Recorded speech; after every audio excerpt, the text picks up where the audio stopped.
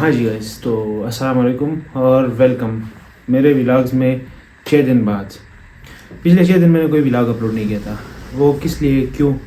क्योंकि मेरा था रिज़ल्ट और यू नो वाई।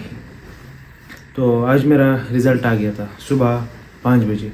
कल रात मैंने वेट किया है रिज़ल्ट का, रात कर कर के गुजारी है मैंने। तो सुबह हो गया है 5 बजे। मैंने सोचा यार अभी नहीं आएगा रिज़ल्ट। बहरहाल रिज़ल्ट आ गया था और जब मैंने रिज़ल्ट देखा है तो डिसअपॉइंटमेंट तो हुई है ज़्यादा, लेकिन फिर मैंने सोचा कि यार होता रहता है, ज़िंदगी है। दोनों पेपर मेरे फेल हो चुके थे। मतलब कि मैंने फ्यूचर प्लानिंग जो की थी वो उसमें शिफ्टिंग करनी पड़ेगी। मैंने ये सोचा था कि मैं मार्च 2025 में 2 पेपर और दूंगा, तो मेरे ऑलमोस्ट 12 या 13 पेपर एससीसीए के हो जाने थे। लेकिन जो अभी मैंने दिए थे 9 और 10वां पेपर मैंने दिया था एससीसीए का, तो वो दोनों फेल हो गए। बहरहाल डिसअपॉइंटमेंट तो ज़्यादा रही है, लेकिन हार नहीं मानी है। दिन थोड़ा सा प्रेशर था रिज़ल्ट का कि यार मतलब ऐसे कैसे। लेकिन फिर मैंने सोचा कि नहीं, अब पहले भी मेरे पेपर फेल हुए हैं, लेकिन वो करके मैंने पास कर दिए। मैं यहाँ तक आ गया हूँ, आधा मैंने कर लिया, तो जो आगे रहता है वो भी मैं कर सकता हूँ। बहरहाल एक बात सी ए सी सी में जो आप सीख सकते हैं, अगर आप सी कर रहे हैं या ACCA कर रहे हैं, तो सबसे पहली बात जो आप सीख सकते हैं वो ये है कि आप फेल्योर से नहीं डरेंगे। मतलब कि बार बार फेल होने से आपके माइंड में ये बात बैठ जाएगी कि फेल्योर कुछ भी नहीं है। मैं फेल होऊंगा तो मैं अगर खड़ा हो जाऊँ तो दोबारा मैं कर सकता हूँ वही काम। एक फेल्योर एक एक्सपेरिमेंट है, एक एक्सपीरियंस है। वो आपको अगर समझ आ जाए कि नहीं यार ये ऐसे नहीं होता, कि एक बार बंदा फेल हो जाए फिर वो हार मान जाए, फिर किसी से नहीं होगा। हम स्टार्ट में जब CCA में आए थे, हमारे बैच में थे टोटल 32%, 32 लोग थे हम। उनमें से अभी हम ACCA में तकरीबन 7-8 लोग रह गए। बाकी 22-24 जितने भी लोग थे वो ACCA छोड़ के गए। उनमें से शायद बहुत कुछ ऐसे भी हो जिनके मतलब ऐसे प्रॉब्लम्स हो कि वो आगे कंटिन्यू नहीं ना कर सकते हो, या फिर वो ऐसे हो जिन्होंने हार मानी हो कि यार ये तो मेरा एक पेपर फेल हुआ है, या फिर मुझे मुश्किल लगा है, ये मैं नहीं कर सकता, इसी वजह से शायद इन्होंने छोड़ा हो।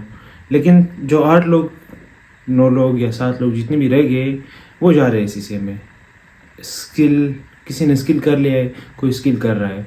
बहरहाल आधे से ज़्यादा ACCA उनकी हो गई है। तो मीन कि उन्होंने हार नहीं मानी है। हार मानेंगे तो नहीं होगा, कुछ भी नहीं होगा। ACCA तो बहुत मुश्किल है। जो सबसे आसान काम है यहाँ से बाहर जाना भी, अगर मैं कहूँ कि मैंने यहाँ से बाहर निकलना है, लेकिन मैं सोचूँ यार बाहर जाऊँगा तो ठंड लगेगी, ये होगा वो होगा, फिर मैं नहीं जा सकता। मैं सोचूंगा यार ठंड लगेगी, 1 मिनट की बात है, 2 मिनट का काम है, मैं वो करके वापस आ जाऊँगा, इधर हीटर लगा दूँगा या फिर बेड में सो जाऊँगा।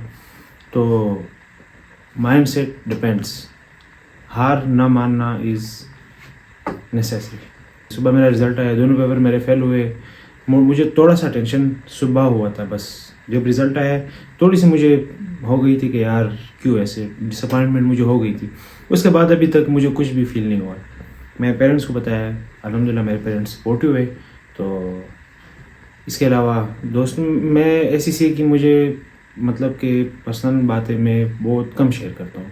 साथ जो आपके लोग रहते हैं उनकी प्राइवेसी आपको पता होता है और आपकी प्राइवेसी उनको पता होता है। तो उनसे आप कोई भी चीज़ मुश्किल से छुपा सकते हैं और वो आपसे कोई भी चीज़ मुश्किल से छुपा सकते हैं।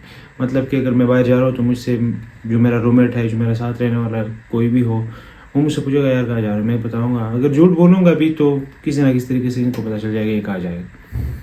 मतलब कि इनकी प्राइवेसी नहीं होती। रूम में जो आप जिसके साथ रहते हैं उनके सामने आपकी प्राइवेसी बहुत कम होती है। तो इसके अलावा बाकी मैंने किसी से शेयर नहीं किया। मैंने ऐसे कहा था कि क्या कर रहा हूँ, कहाँ से कर रहा हूँ। तो I love privacy, I like privacy. इसके बाद ये बात कि फेल्योर, तो मैंने फ्यूचर प्लानिंग बताई थी आपको कि मार्च में मैंने सोचा था मैं 2 पेपर और दूंगा, फिर मेरे 12 पेपर निकल जाएंगे। लेकिन रिज़ल्ट अनएक्सपेक्टेड आए, मेरे पेपर फेल हो गए। तो वो उसमें मुझे अभी शफलिंग करनी पड़ेगी। मतलब कि मुझे मेरे ACCA के 3 महीने एक्स्ट्रा हो गए हैं। जो जैसे मैंने प्लानिंग की थी कि तब तक इसी वक्त तक मैं ACCA कंप्लीट करूँगा, वो वैसे नहीं हुआ। अभी मैंने उसमें शटलिंग करके, अगर मैंने ये सोचा था कि मैं अगले 1 साल में ACCA कंप्लीट करूँगा, तो मुझे अब 15 महीने लगेंगे, 3 महीने मुझे एक्स्ट्रा लगेंगे, क्योंकि ये 2 पेपर मैंने दोबारा देने हैं, अगेन मैंने अटैम्प्ट करने हैं। बाकी फेल्योर में कुछ भी मुझे फील नहीं हो रहा। आपके सामने बैठा हूँ, कैमरे के सामने बैठा हूँ, ऐसे बहुत सारे लोग होंगे जिनको होगा कि यार मैं फेल हुआ हूँ, ये कैसे होगा, आगे क्या होगा।